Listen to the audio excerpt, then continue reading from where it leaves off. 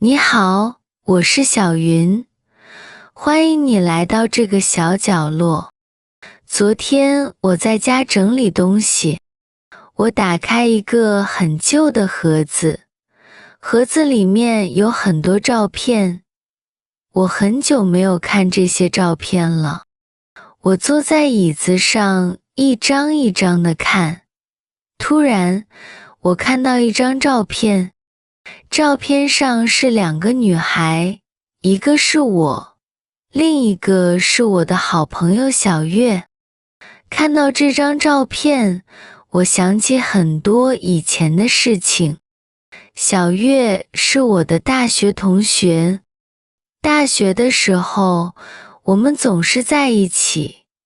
上课的时候，我们坐在一起。中午的时候，我们一起去食堂吃饭。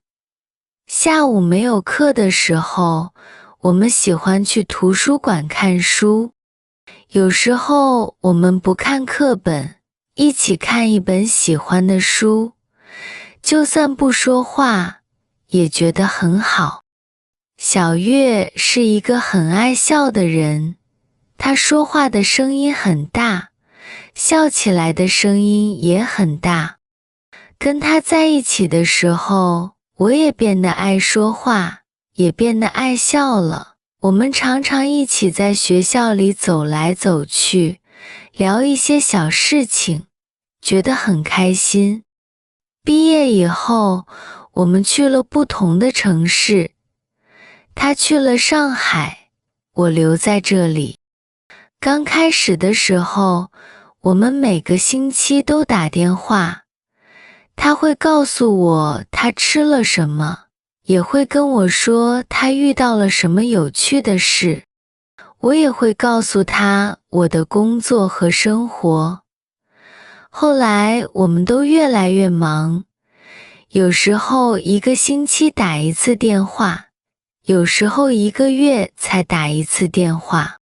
再后来，我们只是在过年的时候说一句新年快乐。时间真的过得太快了。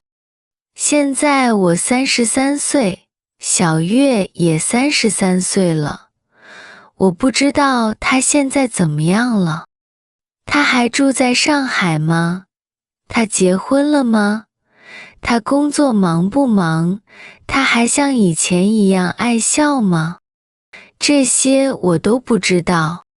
我一个人坐了很久，看着那张照片，我想，我应该给小月写一封信。现在很少有人写信了，大家都用手机发消息，但是我想写一封信。我想用笔在纸上慢慢写。我想告诉她我现在的生活。我想告诉她我每天早上7点起床，喝一杯水，然后去上班。我想告诉她我现在喜欢一个人去公园走走，看看树，看看天。我想告诉她我养了一盆小植物，它长出了新的叶子。我的生活很简单，也很安静。我还想问他很多问题。我想问他，在上海过得好不好，工作累不累，有没有人陪他吃饭，他开心的时候还会不会大声笑。我没有他的新地址，也不知道他现在住在哪里。但是这封信，我还是想写。也许写完了，我会拍一张照片，用手机发给他。我想跟他说，虽然我们不常见面，但是我常常想起你。以前，我不太会跟朋友说这样的话，我觉得有一点不好意思，所以没有说。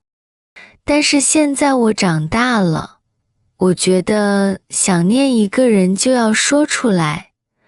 不说出来，他怎么会知道呢？写完这封信，我会再去那个旧盒子里看看，也许还有别的照片，也许还有别的故事。在生活中，我们会认识很多人，但是能一起笑，一起吃饭，一起在图书馆里坐着不说话的朋友，真的不多。如果你也有一个很久没联系的老朋友，你会给这个朋友写信吗？你会跟这个朋友说什么呢？我是小云，谢谢你来听我的故事。